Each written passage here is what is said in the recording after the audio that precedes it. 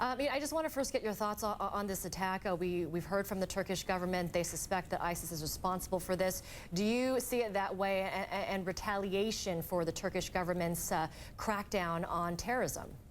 Well, it looks like it's ISIS, and they are the only ones capable of doing something of this scale.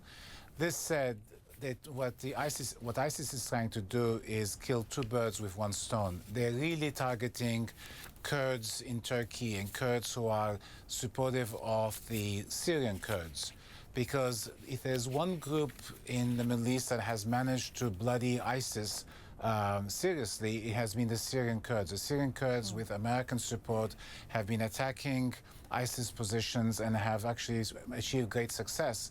And therefore, ISIS has an incentive in hurting the Kurds wherever they are, whether it's in Turkey or it's in Syria. But they're also killing a second bird, if you want, by showing the Turkish government that it is incapable of protecting its own citizens.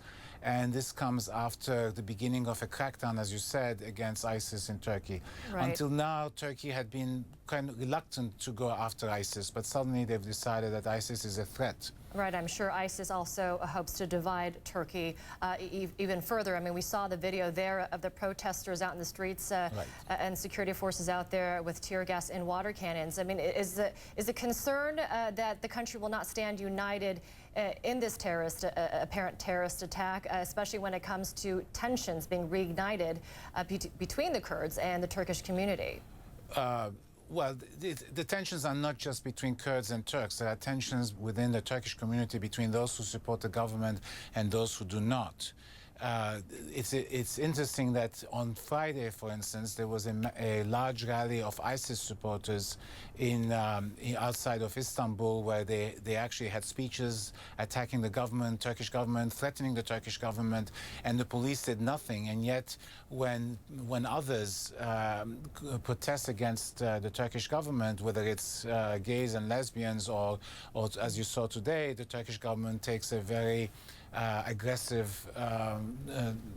position against them. This is the kind of stuff that will divide the Turks even more, that there is somehow a different way of dealing with those protesters who do not who are on the left, who are against the government. Right. Yes, it will definitely make things worse in Turkey. And let me ask you this before we let you go, because we did mention earlier that the immediate response from the Turkish government has been to increase security at the Syria-Turkey border. But I'm just curious to get your take on, what the, I guess, big picture response will be from Turkey when it comes to its role in the coalition efforts and the fight against ISIS. Do you think this might spur Turkey to get more involved?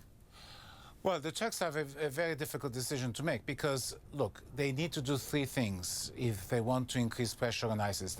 There's a very important ISIS infrastructure that has developed in Turkey. They have to take it down.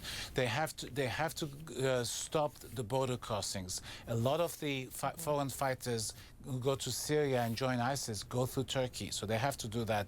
And thirdly, the Americans have been asking the Turks to open up the NATO airbase for strikes against ISIS.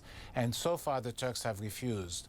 Now the Turks will have a very difficult decision to make. Will they go along with the American request? Will they clamp down? Will they take down this ISIS infrastructure? If they don't, they may not still be spared ISIS's wrath, because ISIS is the kind of organization that will go after you no matter what. And so, in a way, they're in a very, very tough situation. Yeah. And look, the border has been porous. I mean, the reason why people have been able to go across is because the Turks haven't done much.